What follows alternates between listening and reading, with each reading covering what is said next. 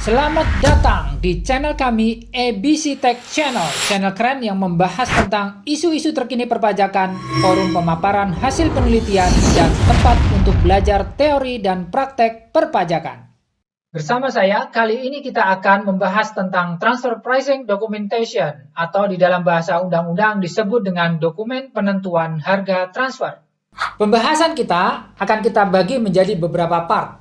Yang pertama, kewenangan Direktorat Jenderal Pajak dalam transaksi hubungan istimewa. Hal ini sangat penting karena menjadi dasar kenapa kita harus menyelenggarakan Transfer Pricing Documentation. Direktorat Jenderal Pajak berdasarkan pasal 18 ayat 3 Undang-Undang PPH sebagaimana telah diubah terakhir dengan Undang-Undang Harmonisasi Peraturan Perpajakan, berwenang untuk 1. Menentukan kembali besarnya penghasilan, 2. Menentukan kembali besarnya pengurangan, serta 3. Menentukan utang sebagai modal untuk menghitung besarnya penghasilan kena pajak bagi wajib pajak yang mempunyai hubungan istimewa dengan wajib pajak lainnya sesuai dengan kewajaran dan kelaziman usaha yang tidak dipengaruhi oleh hubungan istimewa dengan menggunakan berbagai metode. Di dalam penjelasannya dikatakan bahwa maksud diadakannya ketentuan ini adalah untuk mencegah terjadinya penghindaran pajak yang dapat terjadi karena adanya hubungan istimewa. Wajib pajak melakukan penghindaran pajak dengan cara antara lain melaporkan penghasilan kurang dari semestinya dan atau melaporkan biaya melebihi dari semestinya. B. Melaporkan laba usaha yang terlalu kecil dibandingkan kinerja keuangan wajib pajak lainnya dalam bidang usaha yang sejenis. Dan atau melaporkan rugi usaha secara tidak wajar meskipun wajib pajak telah melakukan penjualan secara komersial selama 5 tahun. C. Penyertaan modal secara terselubung dengan menyatakan penyertaan modal tersebut sebagai utang. Mari kita lihat teman-teman sekalian, apa kewenangan Direktorat Jenderal Pajak untuk masing-masing penghindaran pajak ini. Untuk penghindaran pajak yang pertama, wajib pajak melaporkan penghasilan kurang dari semestinya dan atau melaporkan biaya melebihi dari semestinya. Kewenangan DJP adalah menentukan kembali besarnya penghasilan dan atau menentukan kembali besarnya biaya sesuai dengan prinsip kewajaran dan kelaziman usaha atau PKKU yang tidak dipengaruhi oleh hubungan istimewa. Yang dimaksud dengan PKKU adalah prinsip di dalam praktek bisnis yang sehat sebagaimana berlaku di antara pihak-pihak yang tidak memiliki dan atau dipengaruhi hubungan istimewa. Dalam menentukan kembali besarnya penghasilan dan atau pengurangan untuk menghitung besarnya penghasilan kena pajak, dapat digunakan berbagai metode. Contoh 1, penjualan barang berwujud. Indonesia dengan tarif pajak 22%, negara B dengan tarif pajak 10%. Di Indonesia ada PTA, di negara B ada B Corp. Antara PTA dan B Corp terdapat hubungan istimewa. Mereka melakukan transaksi dengan harga pasar 2,5 miliar. Karena terdapat hubungan istimewa, maka harga jual kepada pihak afiliasi sebesar 2 miliar. Bagaimana pengaruhnya terhadap B Corp? Pembelian menjadi lebih rendah 500 juta. Yang berpengaruh terhadap pajak naik 50 juta yang berasal dari 500 juta dikalikan tarif pajak 10%. Sedangkan PTA penghasilan lebih rendah 500 juta. Sehingga pajak turun 110 juta. Secara afiliasi terdapat pengurangan pajak secara total yaitu 60 juta. Yang diperoleh dari penurunan 110 juta di Indonesia dikurangi kenaikan 50 juta di negara B. Contoh 2, pembelian barang berwujud. Indonesia dengan tarif pajak 22%, negara B tarif pajak 10%. Di Indonesia ada PTA, di negara B ada B Corp. Antara PTA dan B Corp terdapat hubungan istimewa. PTA melakukan pembelian dari B Corp dengan harga pasar 2 miliar, namun karena B Corp dan PTA terdapat hubungan istimewa, maka harga beli dari pihak afiliasi sebesar 2,5 miliar. Apa efeknya bagi B Corp? Penghasilan menjadi lebih tinggi 500 juta sehingga pajak naik 50 juta. Sedangkan untuk PTA, biaya lebih tinggi 500 juta, dengan demikian pajak turun 110 juta. Secara afiliasi terdapat pengurangan pajak secara total 60 juta. Diperoleh dari penurunan di Indonesia 110 juta, dikurangi dengan kenaikan pajak 50 juta di negara B. Melihat contoh 1 dan contoh 2, Antara PTA dan B Corp terdapat hubungan istimewa sehingga DJP dengan kewenangannya bisa menilai kewajaran transaksi. Antara lain, apakah harga transaksi sudah wajar? Apakah PTA sudah menerapkan prinsip kewajaran dan kelaziman usaha atau PKKU sebagaimana layaknya transaksi antar pihak yang tidak memiliki hubungan istimewa? Penghindaran pajak yang kedua, WP melaporkan laba usaha yang terlalu kecil dibandingkan kinerja keuangan WP lainnya dalam bidang usaha yang sejenis dan atau melaporkan rugi usaha secara tidak wajar meskipun wajib pajak telah melakukan penjualan secara komersial selama 5 tahun, maka kewenangan DJP adalah dapat diterapkan pembandingan kinerja keuangan dengan wajib pajak dalam kegiatan usaha yang sejenis atau benchmarking dalam rangka penghitungan pajak yang seharusnya terutang.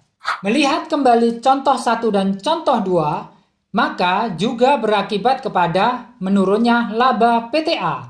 Maka DJP dengan kewenangannya bisa menilai kewajaran transaksi tersebut. Antara lain, apakah laba PTA sudah wajar? Apakah PTA sudah menerapkan prinsip kewajaran dan kelaziman usaha atau PKKU sebagaimana layaknya transaksi antar pihak yang tidak memiliki hubungan istimewa? Transaksi lainnya yang sejenis bisa kita lihat di contoh 3 ini terkait dengan biaya jasa, biaya royalti, dan biaya bunga. Di Indonesia, tarif pajak 22%, sedangkan di negara B tarif pajak 10%. Indonesia ada PTA, di negara B ada Company B. Antara PTA dan Company B terdapat hubungan istimewa. PTA membayar jasa sebesar 300 juta kepada Company B, selain itu juga membayar biaya royalti sebesar 200 juta kepada Company B. Nah, apa efeknya bagi PTA? Biaya PTA menjadi lebih tinggi 500 juta, sehingga pajak turun 110 juta. Bagi Company B, penghasilan bertambah 500 juta dan pajak naik 50 juta. Secara afiliasi terjadi pengurangan pajak secara total sebesar 60 juta. Penurunan 110 juta di Indonesia dikurangi kenaikan 50 juta di negara B.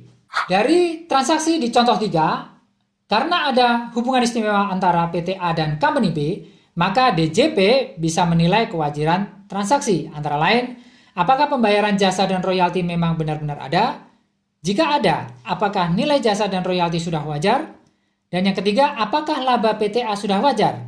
Kemudian yang keempat, apakah PTA sudah menerapkan prinsip kewajaran dan kelaziman usaha atau PKKU sebagaimana layaknya transaksi antar pihak yang tidak memiliki hubungan istimewa? Penghindaran pajak yang C, penyertaan modal secara terselubung dengan menyatakan penyertaan modal tersebut sebagai utang. Maka kewenangan DJP adalah menentukan utang tersebut sebagai modal perusahaan. Penentuan tersebut dapat dilakukan misalnya melalui indikasi mengenai perbandingan antara modal dan utang yang lazim terjadi di antara para pihak yang tidak dipengaruhi oleh hubungan istimewa, atau berdasar data atau indikasi lainnya. Dengan demikian, bunga yang dibayarkan oleh wajib pajak sehubungan dengan utang yang dianggap sebagai penyertaan modal itu tidak diperbolehkan untuk dikurangkan dalam menghitung penghasilan kena pajak wajib pajak. Sedangkan bagi pihak yang memiliki hubungan istimewa dengan wajib pajak yang menerima atau memperoleh pembayaran bunga tersebut, dianggap sebagai dividen yang dikenai pajak.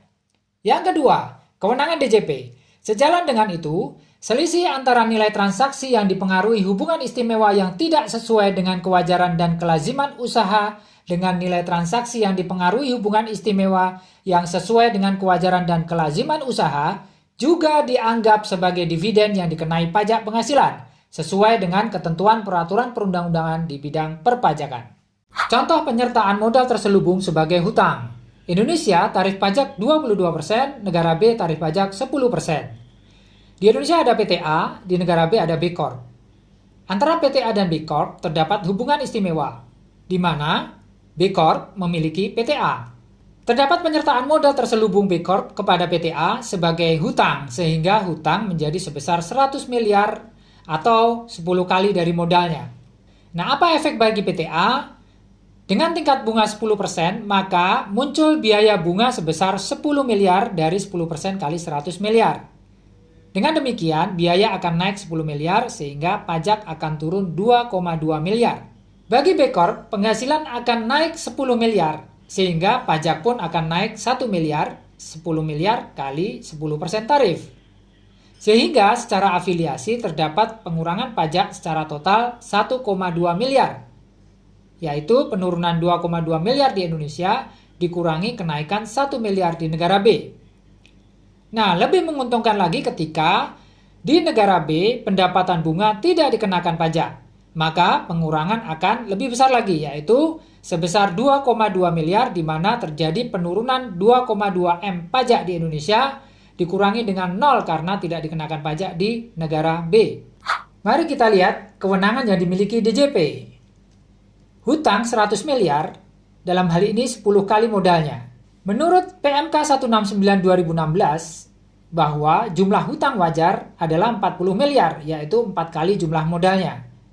Sehingga biaya bunga yang diakui oleh wajib pajak 10 miliar, yang diakui oleh pajak hanya 4 miliar saja.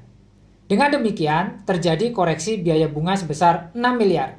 Apa dampaknya? 1. Pajak setelah dikoreksi menjadi bertambah 1,32 miliar, yaitu 6 miliar kali 22%. Yang kedua, 6 miliar yang sudah terlanjur dikirim kepada B Corp dianggap sebagai dividen yang dikenai pajak. Bagaimana jika tingkat bunga wajar ternyata hanya 5% saja? Maka, hutang 100 miliar di mana 10 kali modalnya, sedangkan jumlah hutang wajar yang diperkenankan pajak adalah 4 kali modalnya, yaitu 40 miliar. Maka, biaya bunganya hanya diakui 2 miliar saja. Kesimpulannya adalah, biaya bunga menurut WP 10 miliar, sedangkan biaya bunga wajar yang diakui oleh pajak hanya sebesar 2 miliar saja. Sehingga koreksi biaya bunga sebesar 8 miliar. Apa dampaknya? Yang pertama, pajak setelah koreksi menjadi bertambah 1,76 miliar. 8 miliar kali 22%. Yang kedua, 8 miliar yang sudah terlanjur dikirimkan kepada B Corp dianggap sebagai dividen yang dikenai pajak. Oke teman-teman, ABC Tax Channel, terima kasih sudah menemani saya. Semoga bermanfaat. Jangan lupa mengikuti part 2 atau part-part selanjutnya. Sampai ketemu lagi.